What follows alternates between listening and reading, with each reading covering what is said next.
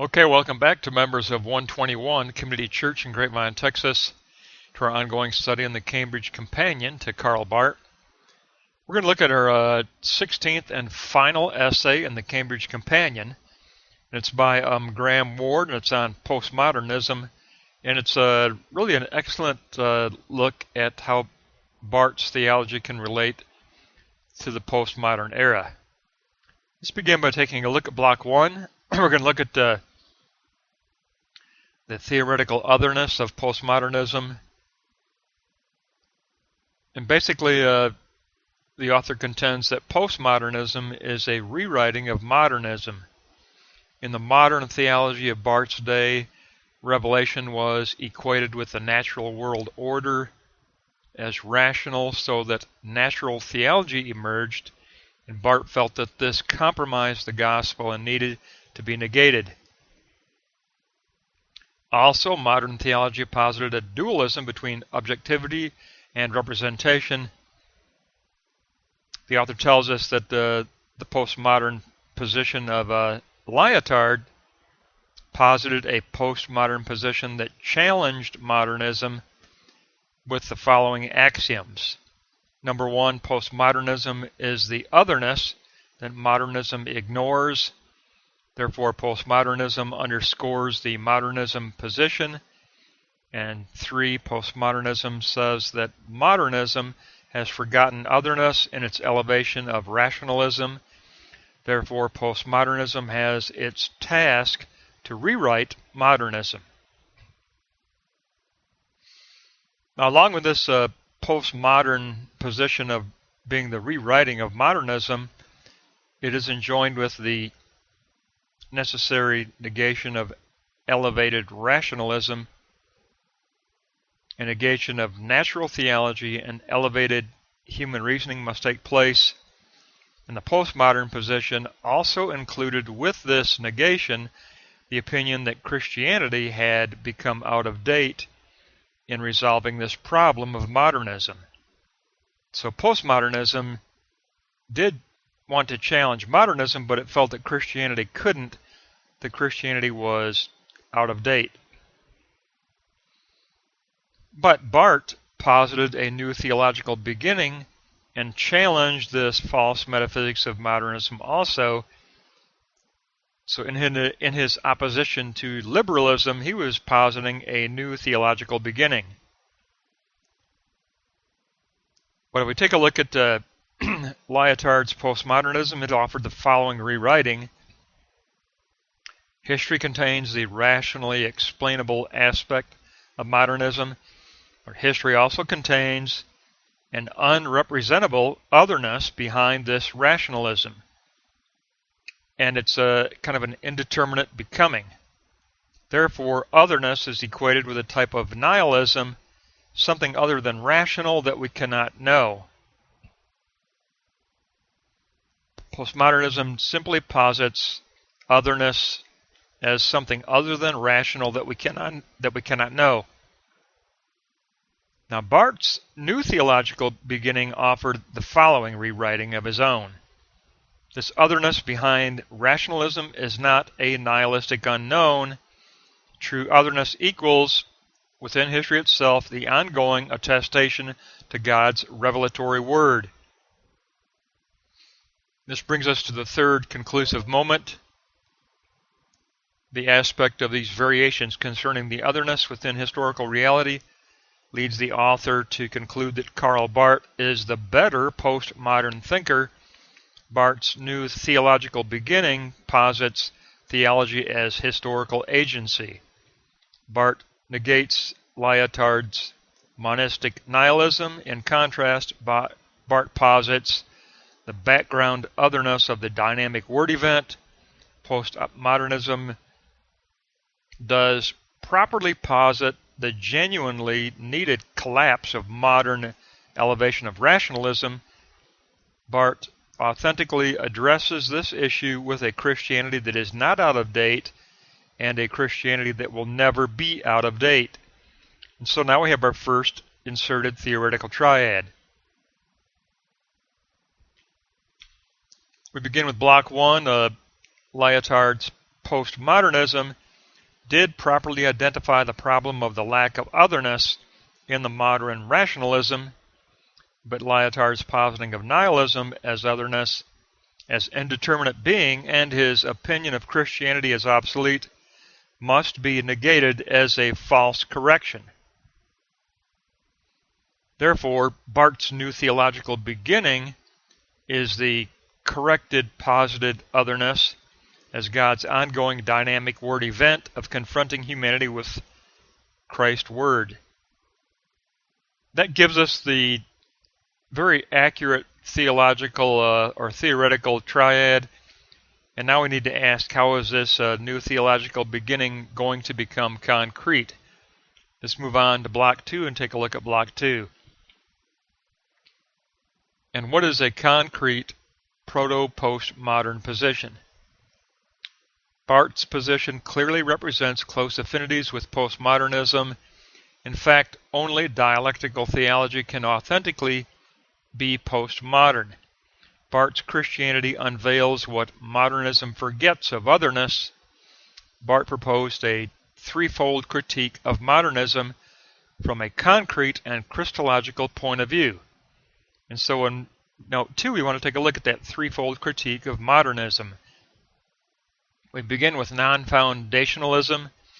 Barth says that true knowledge is actually found outside rationalism, outside rational justification. The mystery of the triune God undergirds this view. True knowledge is preceded by the enabling revelatory act of spirit, and human rationalism is destined for nothingness, says Barth. Modernism has changed God's transcendence into simple human creativity, and modernism has consequently created a secularization of all human reality. Therefore, Barth says this modernism must be opposed and negated. Now, the second point in his critique is a non-realism. For Barth, there is nothing as true and real outside of Christ. This is impossible. Christ is our ontic possibility for true understanding. We know things through mediation, not in themselves. We form mediated representations. Realism posits knowledge as sensory data only, as the presented sensory data. Barth negated realism and said that the noema design and its operation in history is the work of the Spirit of Christ. This is what establishes our true understanding. We must go beyond finite perception and sensory data. His third critique is the critique of post-humanism. Modernism has brought with it the positing of natural law and individualism as elevated ideals. It also posits an educational ideology. For Barth, humanity exists within the covenant with God, toward which we are all called and all are commissioned. This demands understanding the self as a self in relation with the otherness of God and with fellow humanity. Modernism's false humanism must be negated. So we end up with a third summary statement that the transcendence of revelatory act, the noema design of Christ's Spirit, and self in covenant relation must be affirmed as the new concrete theological beginning which will offer true otherness to challenge modernism and postmodernism both. That gives us our second inserted triad for the concrete moment. We've got secularization, which must be negated, and God's revelation of reaffirmed. The Spirit of Christ must be affirmed, and his noema design, work of kingdom, must be affirmed. The covenant of God is where we are called, and it is the place where we are commissioned, and therefore we are to exist as a self in relation to the otherness of the Spirit of Christ and to our fellow humanity. That takes us on to our third moment. In this third moment, we want to take a look at nihilism and its consequences. The author tells us that nihilism is a counterfeit otherness. Nihilism eventually evolved into Hitler's tyranny. Barth posited that his doctrine of God and nothingness. For Barth, naturalism and humanism are examples of nothingness. Postmodernism was only offering a counterfeit of otherness by positing this nihilistic flux of otherness. It simply posited a nihilistic flux. True otherness is beyond discernment. Barth identified nihilism as an analogy of evil. The modern will had replaced the true form of otherness with nihilism and human creativity. Nihilism as counterfeit is enjoined by God's judgment of grace in Christ, which includes God's no toward this nihilism. Nihilism is a sickness unto death, says Barth.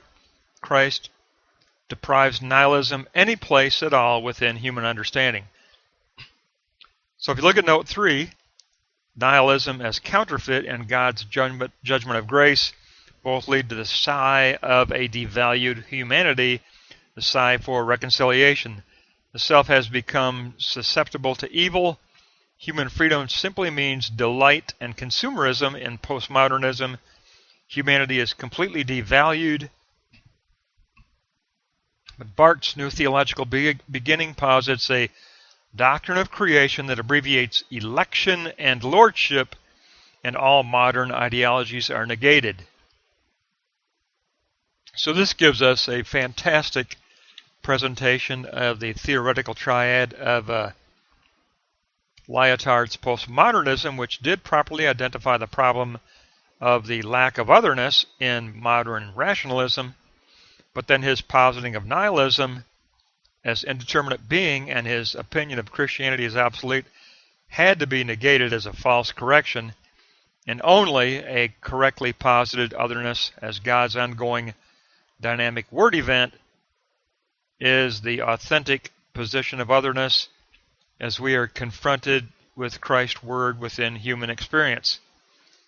Concretely, this means that secularization must be negated and God's revelation must be reaffirmed. The Spirit of Christ must be affirmed, and his Noema design work of kingdom must be affirmed. The covenant of God is where we are called. It is where we are commissioned, where we live in self as a self in relation to God's otherness and to fellow humanity.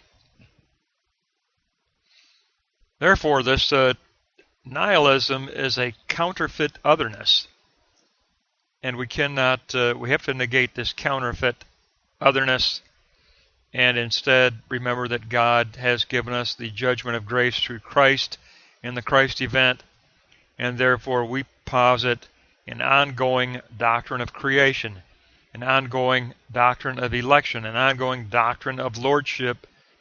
All modern ideologies are negated and canceled in the gospel of Christ. Great lesson here, and it's going to wrap up the Cambridge Companion, and that's going to wrap up this lesson.